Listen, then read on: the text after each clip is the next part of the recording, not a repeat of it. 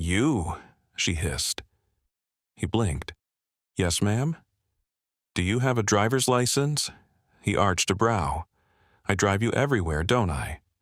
"Good," she snapped, grabbing his wrist. "Then drive me to the courthouse." "Courthouse? I'm getting married." "To who?" She stared him dead in the eyes. "To you." A bride, left at the altar, marries her quiet driver in a fit of rage, only to discover on their wedding night that he knew all along why her groom vanished. But before we start the video, let us know where you're watching this video. And if you like this story, don't forget to subscribe, Story Store. And please share your thoughts about this story in comment section. The rose petals were still fresh on the aisle.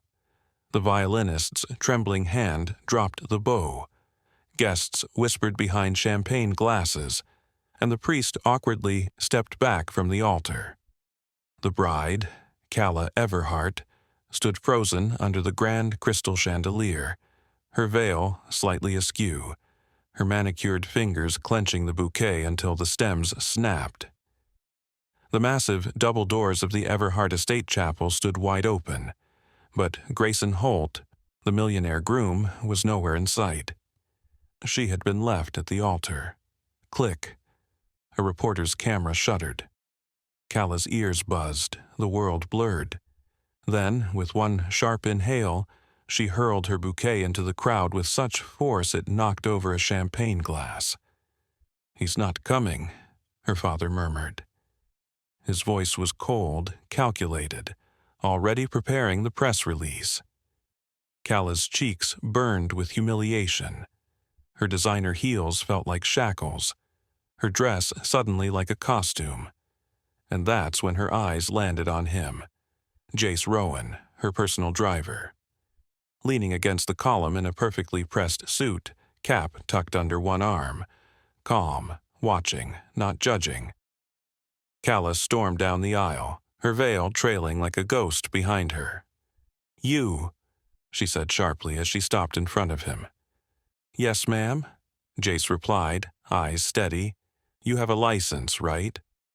He raised an eyebrow. "I drive you everywhere. Of course I do." "Good." She grabbed his wrist, her voice deadly calm. "Drive me to the courthouse." "The courthouse?" "I'm getting married." "To who?" Calla didn't blink. "To you." He stared at her for a moment, then smirked, just slightly.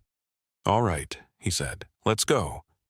And just like that, the jilted bride and her silent driver walked out of her perfect wedding, and into a storm no one saw coming. The courthouse lights flickered overhead, buzzing like they too were confused.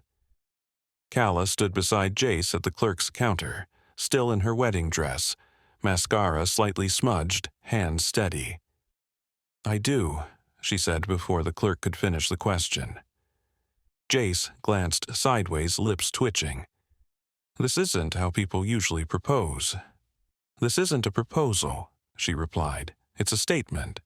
"To who?" "To everyone who thought I'd break." He considered her. She looked shattered, but stood like steel. The clerk cleared his throat. "Sir?" Jace shrugged, then looked directly at Calla. "All right, I do." Moments later, they walked out married. No music, no guests, no kiss. Back at the Everhart mansion, her parents erupted. "You've lost your mind," her father thundered. Calla smiled coldly. Number I just finally used it. She dragged Jace upstairs, slammed the bedroom door, and tossed him a pillow. "You sleep on the couch." He caught it midair. Fair enough. But before she turned out the light, she asked quietly, "Why'd you say yes?" Jace leaned back, arms behind his head. "Maybe I was curious what it's like to be part of your chaos." She didn't reply, but under her breath she whispered, "So am I." And neither of them slept peacefully that night. Sunlight streamed through the velvet curtains like nothing had changed, except everything had. Calla sat at her vanity, staring at the reflection of a woman she barely recognized. The wedding dress lay crumpled in the corner, and her hair hung loose from the pins she never bothered to remove. She wasn't grieving a lost love. She was mourning her pride. Jace's deep voice startled her. "Want coffee?" He stood at the door with two mismatched mugs, completely unfazed, as if waking up in a billionaire's guest room after marrying his boss was just a Monday. She took the mug silently. "You're really calm about all this," he smirked. "You dragged me into a shotgun wedding. Screaming won't help. Most men would have run. I'm not most men." Calla studied him. "Who are you, really? Your driver? Your husband? Temporary, I assume?" She nodded slowly. "Once the press cools down, we'll annul it." "Sure," he said. "But until then, we play the part." The idea hit her like a jolt. Yes, a public statement. Let the world see she didn't fall apart. She traded up. "Fine," she said. "We go public. Today, paparazzi are already circling." Jace sipped his coffee. "Then we better give them a show." An hour later, they stepped out hand in hand, her in oversized sunglasses, him in tailored calm. Cameras flashed. Reporters shouted, "Calla, who is this man?" Her lips curled into a perfect smirk. "My husband." As shutters snapped wildly, Jace leaned in and whispered low against her ear, "Smile, Mrs. Rowan. You've just set the city on fire." And for the first time in 24 hours, she laughed. By noon, they were everywhere. Heiress marries driver in shocking twist. Left at the altar. Calla Everhart strikes back. From groom to chauffeur. The billionaire bride's scandalous rebound. Calla scrolled through the headlines on her tablet with a mix of grim satisfaction and mild nausea. She looked up from the kitchen island where Jace, still maddeningly calm, was making grilled cheese. "You're awfully good at pretending to be unfazed." "I've had practice." He flipped the sandwich. "Scandal's not new to me." She narrowed her eyes. "What does that mean? Nothing important. Want tomatoes in yours? You're dodging." Jace met her gaze for the first time that morning.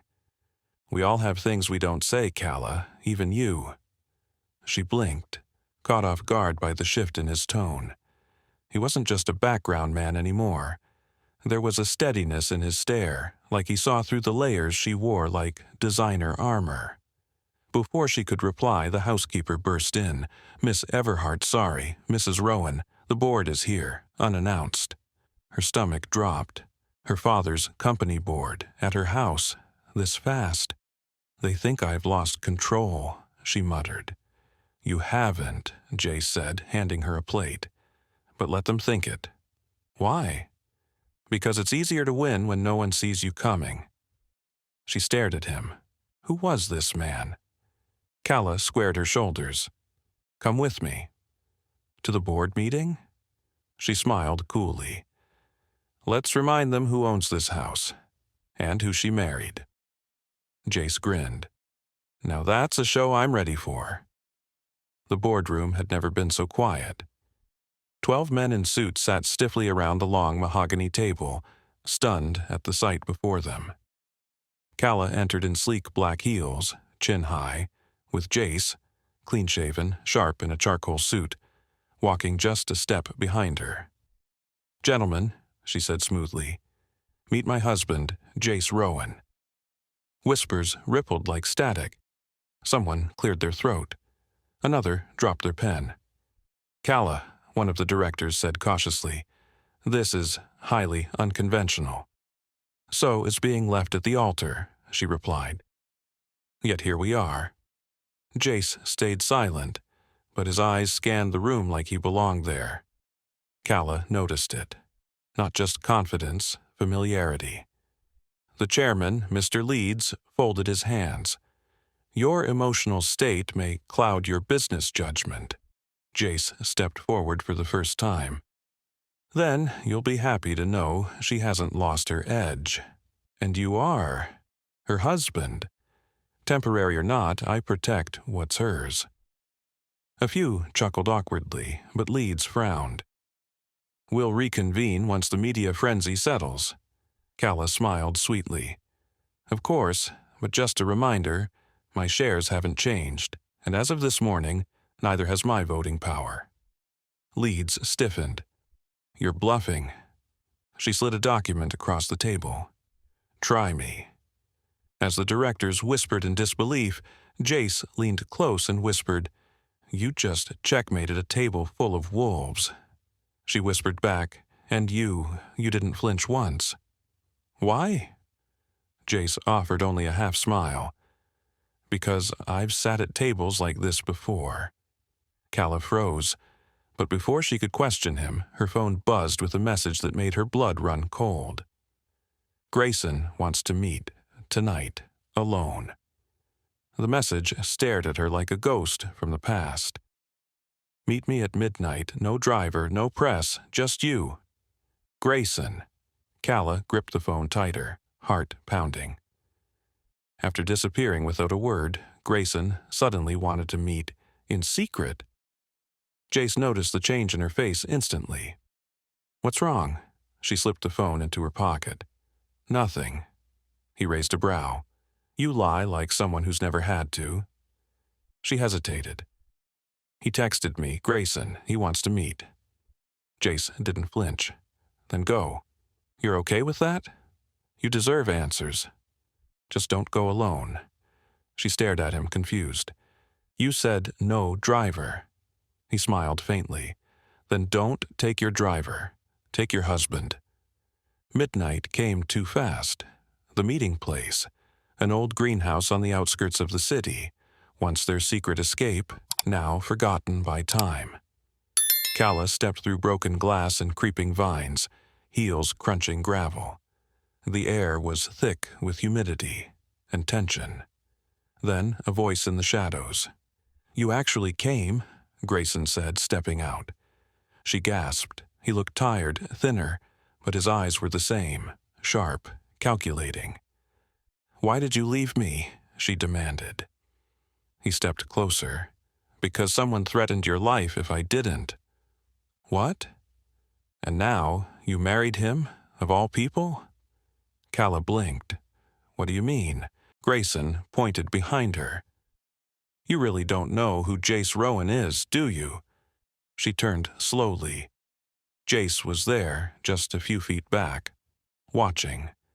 And for the first time, Calla realized she might have married a man with more secrets than Grayson ever had. Calla's heart hammered in her chest as Grayson's words sank in. You would have been dead? She repeated, her voice trembling. What the hell are you talking about? Grayson's eyes flickered to Jace, who stood silently in the shadows, his expression unreadable. You really don't know, do you? Grayson asked, his voice tight with frustration. Jace isn't just your driver. The ground beneath Calla seemed to shift. She looked back at Jace, her mind racing. Grayson took a step closer, his voice dropping to a whisper. Jace is the one who warned me. Told me about the threat hanging over your head. He's been tracking you for weeks, waiting for the right moment. Jace's lips tightened into a thin line, but he didn't deny it. Instead, he took a slow step forward, his gaze locked on Calla. Grayson's right, Jace said quietly. I didn't want you to know, but it's time. Calla turned to Jace, confusion and anger swirling inside her. What do you mean, time? What are you mixed up in? Jace's eyes softened, a rare vulnerability flickering across his face. I'm protecting you, Calla. I've been for years. I'm not just your driver. I'm someone who's been working behind the scenes to keep you safe. Grayson exhaled, frustration evident. It's bigger than you think. Whoever's behind this isn't done yet. They won't stop until they get what they want. The room felt suddenly suffocating as Calla's world, already shaken, tilted dangerously. Calla's head spun as the weight of Jace's words settled in. "Who are you, really?" she asked, her voice strained. She took a step back, her eyes darting between Jace and Grayson. She didn't know who to trust. Jace looked at her, his jaw tightening. "You already know enough. Grayson's right about one thing. This goes far deeper than you think." Grayson stepped in. "You're being targeted by someone much more dangerous than you realize, Calla. And Jace? He's been the one keeping you in the dark, not to hurt you, but to protect you from the truth." "Enough," Jace cut in sharply. "We don't have time for this." Calla's heart raced. She was tired of being manipulated, tired of the games. "I'm not going anywhere until I know exactly what's going on." Grayson glanced at Jace before continuing, his voice low. "Someone wants you out of the picture, Calla. They want your inheritance. They'll go to any lengths to get it." Calla's world tilted, her family's fortune, the power, the empire she thought she had control over. Was it all at risk? Was that why Grayson had disappeared? Why Jace had stayed so close? Jace's hand reached out, catching her wrist gently. "I'm here, Calla. I'll protect you, but you need to trust me." Her gaze flickered to his, finally a sliver of truth in his eyes. For a fleeting moment she let herself believe him. The sound of a car door slamming echoed in the distance. Someone was coming. The sound of the car door slamming shattered the tension like glass. Calla instinctively grabbed Jace's arm. "Did you bring someone?" "No," he said sharply, already moving toward the greenhouse entrance. Grayson pulled her behind a collapsed shelf of garden pots. "Stay out of sight. This isn't just a warning visit." Footsteps crunched on gravel, measured, deliberate. A tall figure entered, silhouetted against the moonlight. He wore a hat low over his face, but his presence was unmistakably menacing. Jace stepped into view. "You're late," he said coldly. The man chuckled. "I didn't expect her to bring her new husband and her ex. Bit dramatic, don't you think?" Calla peered through a gap in the wooden slats. She didn't recognize the man, but the way he spoke, like he owned the room. "Leave her out of this," Jace said. "Can't," the man replied casually. "She's the key, the only one with the legal tie to the Hastings fortune now, unless she suddenly disappears." Calla gasped. Grayson tightened his grip on her wrist, eyes locked on the intruder. "Try touching her," Jace said, stepping forward, voice icy, "and you won't leave here standing." The man paused.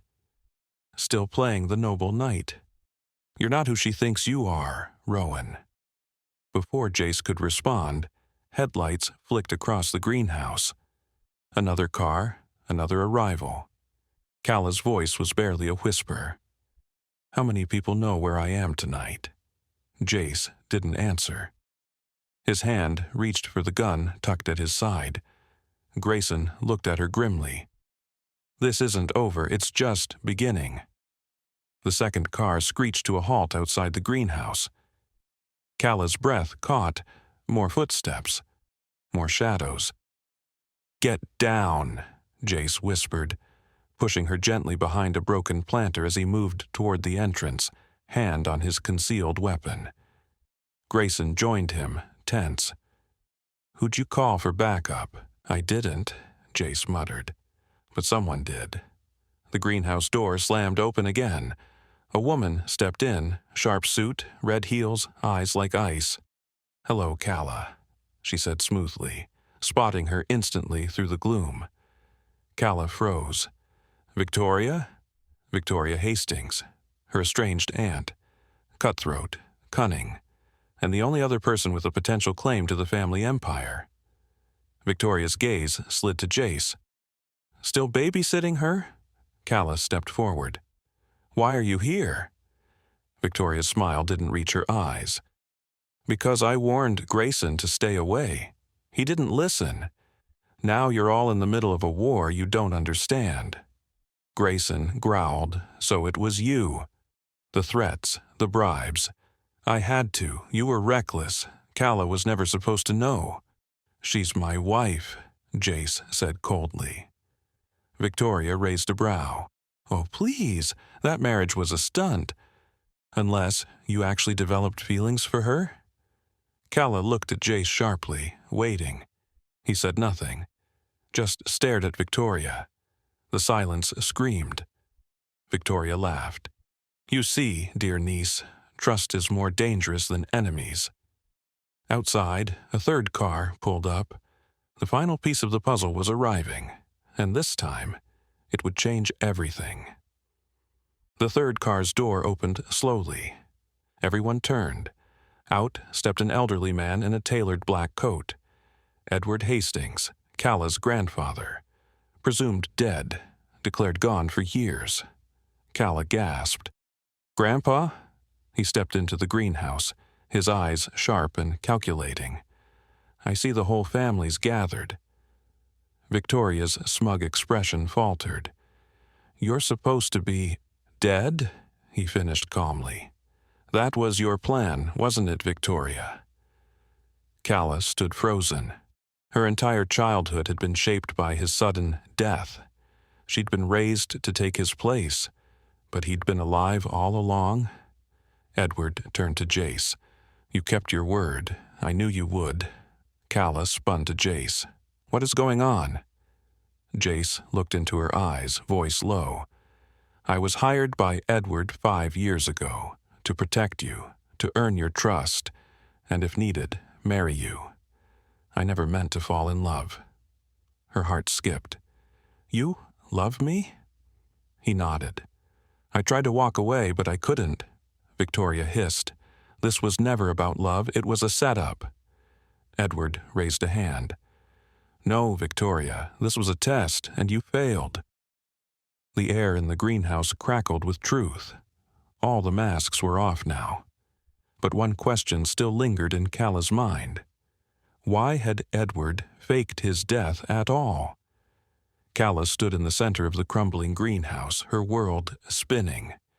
Her grandfather, alive, her husband, not a simple driver but a man sent to protect her, who'd fallen in love along the way, and her aunt, scheming, exposed, and furious. Edward looked at Calla with pride. "You stayed kind, even when surrounded by lies. That's why you deserve to lead." Victoria scoffed. "So what now? You'll hand her the company and vanish again?" "No," Edward said calmly. "This time I'm staying, to guide her." He turned to the guards waiting outside. "Escort Victoria out. She's done enough damage." As she was dragged away, Victoria hissed, "You think love will protect her? Let's see how long that lasts." The doors slammed shut behind her. Silence returned. Calla turned to Jace. "You lied to me, for years. Yet, you never once let me fall." "I never lied about what mattered," he said, stepping closer. "Every moment with you was real, every word, every look. And when you married me in anger, I prayed I'd get the chance to earn your love." Her eyes filled with tears. "You already have." He took her hands. "Then let me say it properly." He knelt, pulled out a simple ring, and whispered, "Calla Hastings, will you marry me again? This time for love?" Tears spilled down her cheeks. "Yes." In that broken old greenhouse, under the same moon that once saw heartbreak, 2 hearts rewrote their ending. Not with secrets, but with truth. And this time, the vows would last forever.